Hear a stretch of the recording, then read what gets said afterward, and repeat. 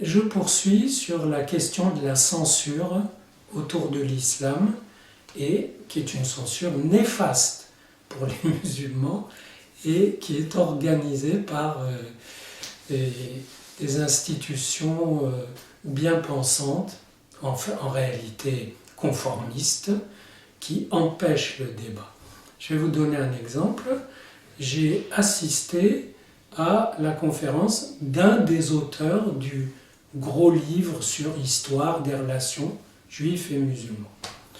Et je lui ai posé la question. Je lui ai dit, qu'est-ce qui a pu se passer dans la tête de l'islamologue de service qui vous a écrit son article fondamental dans lequel il dit le problème des relations entre l'islam et les autres est réglé par un verset, pas de contrainte.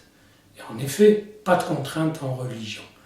En effet, les minorités qui sont restées dans le monde musulman, je vous signale que dans la conquête islamique, c'est les Arabes qui étaient toujours en minorité, là où ils arrivaient.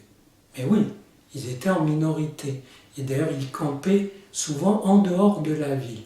Mais vu les lois qu'ils instauraient, la masse pauvre ne pouvait pas payer l'impôt. La masse non musulmane ne pouvait pas payer l'impôt. Donc, les pauvres se convertissaient.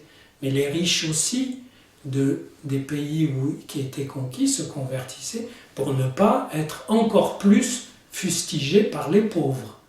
Donc, peu à peu, c'est l'ensemble, la masse qui devenait musulmane. Mais il y avait toujours ces deux minorités, juifs et chrétiens.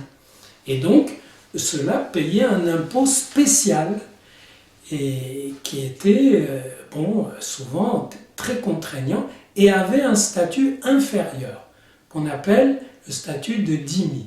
D'ailleurs, cet islamologue qui s'appelle Mark Cohen dit que c'était un statut inférieur, mais qui était accepté avec équanimité par les gens qui le subissaient, comme s'ils avaient le choix. Donc, oui, on leur dit, voilà, bouge-toi de là, espèce de juif, il bougeait, il n'allait pas rester à pleurer toute la journée à cause de ça. Donc, il n'y avait pas le choix. Comme j'ai demandé, qu'est-ce qui a pu se passer dans la tête de l'islamologue qui a écrit que, en gros, il y avait des hauts et des bas, mais que c'était réglé par pas de contrainte. Et la réponse d'un des auteurs a été, c'est une opinion discutable en effet. J'ai dit non, elle n'est pas discutable, c'est une erreur matérielle. Les versets avant celui-là et les versets après maudissent ceux qui font le mauvais choix, c'est-à-dire qui ne rejoignent pas l'islam. Alors il m'a dit, mais on n'a pas voulu donner l'impression que les choses étaient écrites d'avance. Ce qui est déjà une façon de dire que des choses, notamment une certaine violence envers les autres, étaient écrites d'avance. Et c'est elle qui pousse des gens aujourd'hui à la passer à l'acte, à faire des actes terroristes ou simplement à pratiquer un antisémitisme débonnaire comme dans les banlieues en France. Mais cette chose-là, elle était écrite d'avance, mais les gens, qu'ils soient juifs, chrétiens ou musulmans, sont des gens vivants, et ils vivent avec ça. Et avec ça, ils construisent de la convivialité, ils construisent une façon d'exister, une culture, des rapports, des amitiés, etc. Donc, c'est pas parce que c'est écrit d'avance que ça signe tout ce qui doit se passer. Mais si on se met à nier que c'était écrit, alors on ne comprend rien au fait que, par exemple, aujourd'hui, dans les pays arabes, il n'y ait pratiquement plus de juifs. Alors on dit c'est à cause d'Israël, et ils ne sont pas tous allés en Israël, loin de là.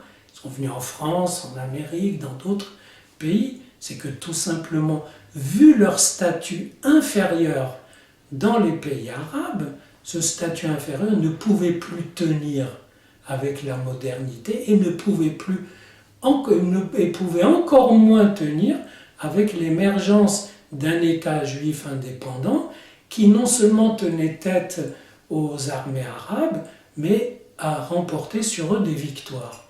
Alors imaginez, mettez-vous à la place de l'homme de la rue dans un pays arabe qui voit un juif dont il sait qu'il est inférieur, maudit, misérable, etc., incapable de se défendre, etc., et sachant qu'il y en a d'autres, des frères, qui eux sont capables de se défendre au Proche-Orient.